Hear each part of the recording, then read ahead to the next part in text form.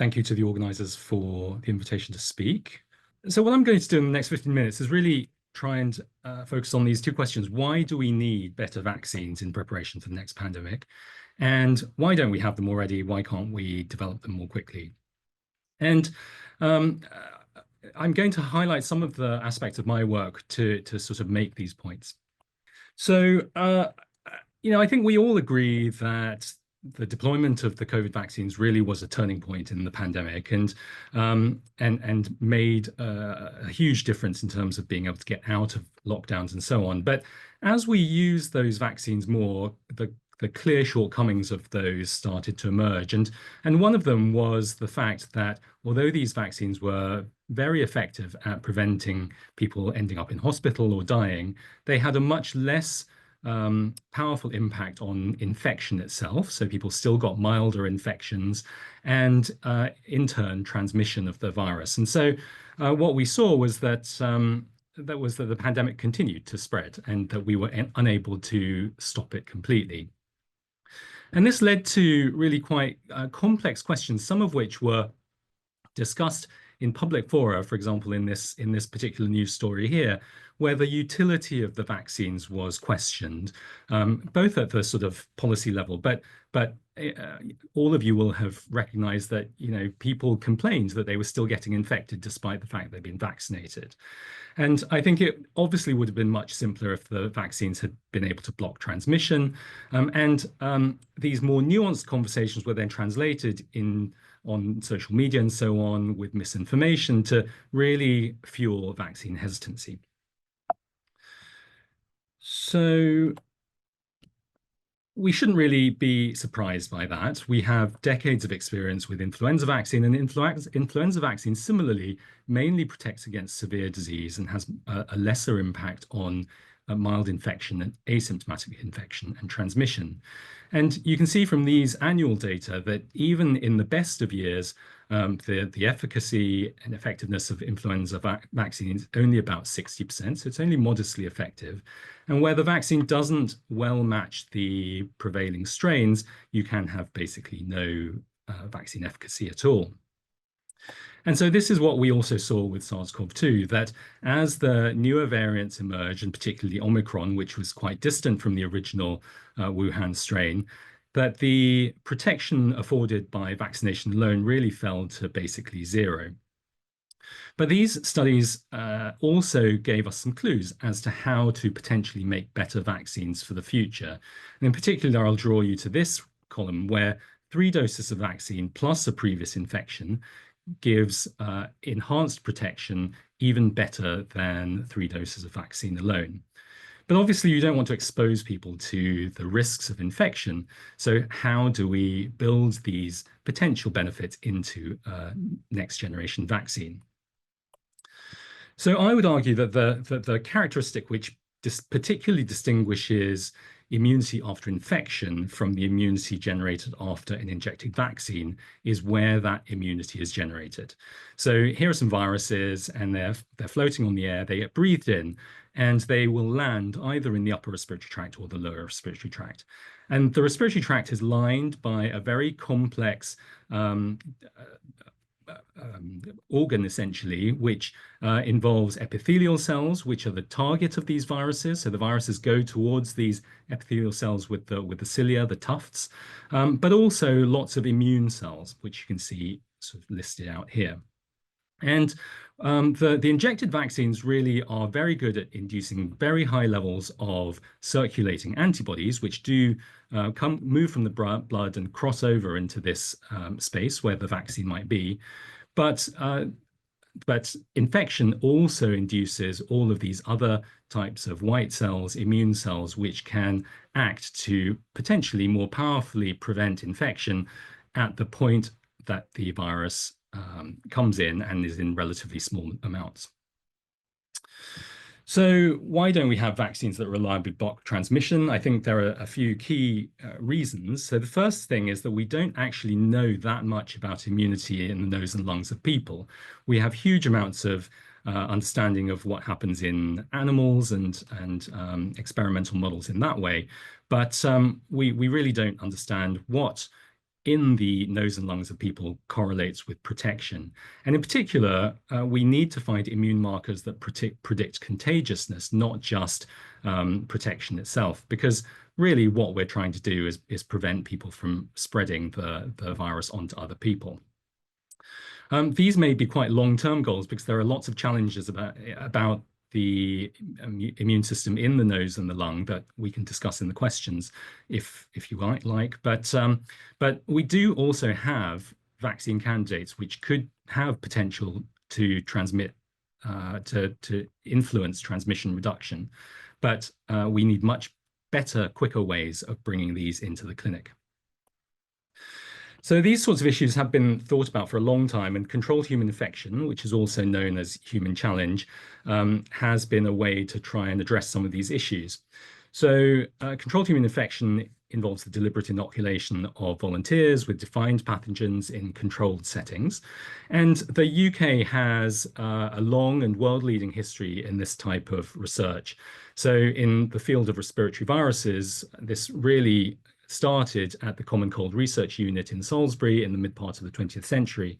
You can see some of these pictures on the right-hand side, where studies were done to really understand what different virus strains and dose would have, what effects they would have on the symptoms and clinical picture, whether the route of exposure made any difference, questions about transmission, and as we understood more about the immune system, protection as well. And in fact, Imperial is probably the main recipient of the legacy of the Common Cold Research Unit, where some researchers working at Imperial actually worked at the CCRU. And now there are multiple research groups working on respiratory viruses such as rhinovirus, and in my group, RSV and influenza. So it was on this background that during the pandemic, early in 2020, in fact, we were asked by the UK Vaccine Task Force to bring together a consortium to first think about and then to develop SARS-CoV-2 Human Challenge as a way to understand more about the infection and to advance the development of vaccines. And to cut a long story short, this clinical study started in March 2021 and was the first of its kind in the world. And the UK remains the only place in the world currently doing these types of studies, apart from Singapore, where we've recently shared the technology with them. So I don't have time to talk about the ethical issues and the extensive ethical review and public involvement and engagement work that we did, but needless to say, that was absolutely necessary for a complex and sometimes controversial type of research. We were heartened by the public support, and up to almost 27,000 individuals registered their interest in participating in these studies online. Of course, we had to prioritize safety, and so there were lots of risk mitigations. And in the end, we recruited a relatively small number of individuals. This is the first chap who was inoculated with the virus. And the first thing we discovered was that a much smaller dose of virus was needed to cause infection than had been estimated from field studies. So in this study, only about 50 infectious viral particles were sufficient to infect individuals, with about 53% of individuals becoming infected at this dose. You can see in the study that we were able to sample very intensively to really understand the speed of onset of the infection. Here in the top is viral load by quantitative PCR. So this is the PCR result, amount of virus, and in the bottom, the culture virus. And you can see that this zooms up to extremely high levels, really explaining the contagiousness of this infection during the early part of the pandemic. And most of these individuals developed some mild symptoms as well. You can see in the red the total sort of symptoms, and in the blue changes in the sense of smell, all of which resolved completely by the end of the study. So importantly and uniquely, we in these types of studies can investigate individuals who are definitively exposed to the virus in this case, but who do not develop infection, which is not possible in the field because really you only know you've got an infection when you develop symptoms, and in those cases you're already generating a lot of virus. So, in fact, in the uninfected individuals, there were two groups. There were people where there was absolutely no virus detection at all throughout the course of the infection, or throughout the course of the study, which are represented by these dots, which are along the zero line.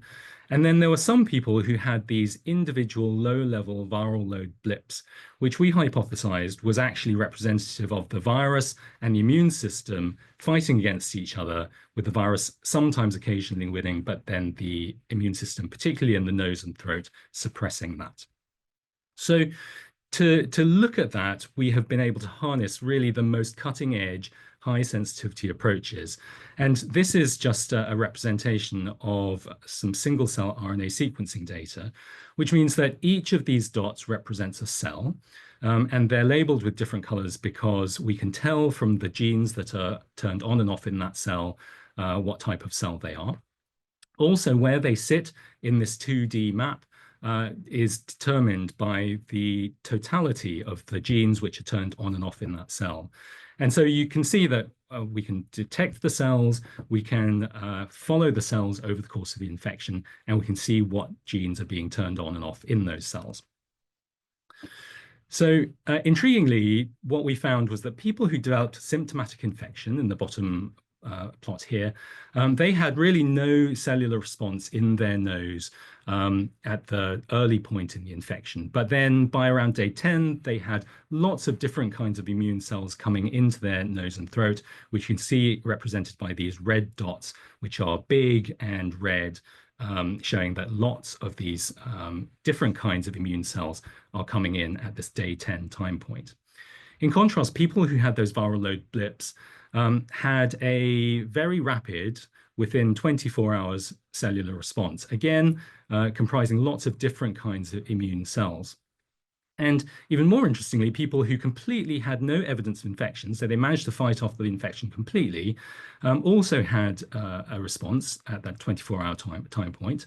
But interestingly, these people had a different pattern of immune cells in their nose and throat, specifically T cells, which we know are specialized to clear virus-infected cells. So we know a little bit about what kinds of immunity we perhaps want, and obviously there's a lot more to understand. But from these kinds of studies, we are starting to get clues about the types of immunity we want to encourage in the nose and throat that may have an impact on completely protecting against infection and transmission as well.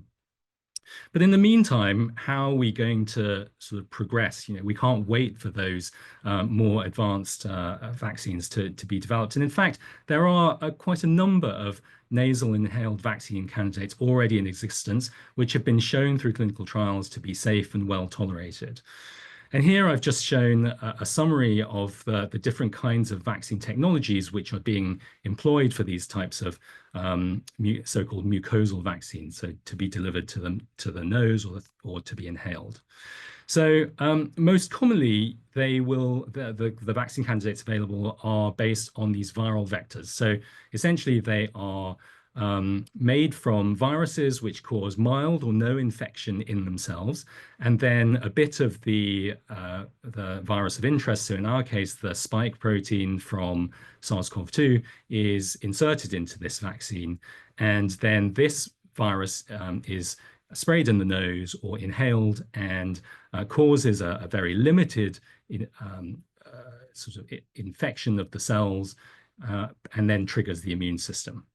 So as you can see, there are 5 or 6 different candidates using different types of virus vector to achieve this, all of which have been shown to be safe. The alternative approach is to weaken the virus, and there is a company that's doing that and using a weakened virus to, again, trigger local immunity in the nose and in the lung. And then, while there aren't any very far advanced vaccines using these approaches, you can also take just the proteins from the vaccine, or hopefully in the future, RNA. And of course, RNA has the particular advantage of being very quick to manufacture. As soon as you have the virus sequence of a new outbreak virus, for example, at the start of a pandemic, you would be able to make a new RNA vaccine. But the way in which we can deliver RNA vaccines to the nose and to the lung has not yet really been clarified. Nevertheless, we have a number of vaccine candidates. So how do we take these ahead more quickly so that we're ready for the next pandemic? So, the way that we're approaching this is through a collaborative approach. And I'm going to tell you a little bit about MUSIC, which is the Mucosal Immunity in Human Coronavirus Challenge project. So this is a large consortium funded by the Coalition for Epidemic Preparedness Innovations and the European Commission.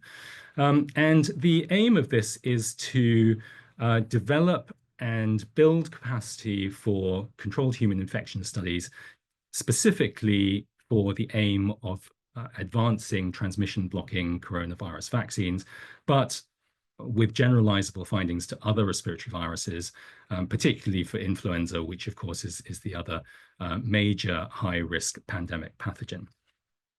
So this consortium involves 21 international partners with 40 principal investigators and covers the UK, Europe, USA, Australia, and Singapore. And in this consortium, we're aiming to, first of all, develop and optimize these models specifically for vaccine testing. So we want to be able to develop these models for more recent variants, including the most recent Omicron variants. And we also need to establish the best ways to be able to reliably and reproducibly sample the respiratory tract and measure antibodies, T cells, and other immune cells in the nose and the throat, and potentially the lung as well. This work is being done through a number of clinical studies, and it's really been essential to have the strong collaboration with Imperial College Healthcare NHS Trust and Chelsea and Westminster Hospital NHS Foundation Trust to be able to deliver on these trials. Once the models are developed, and they, I can say, have been already, we will be moving on to testing next generation mucosal vaccines. And at the moment, there is quite limited capacity to do these types of research studies around the world, but we'll be building up skills and facilities to do them.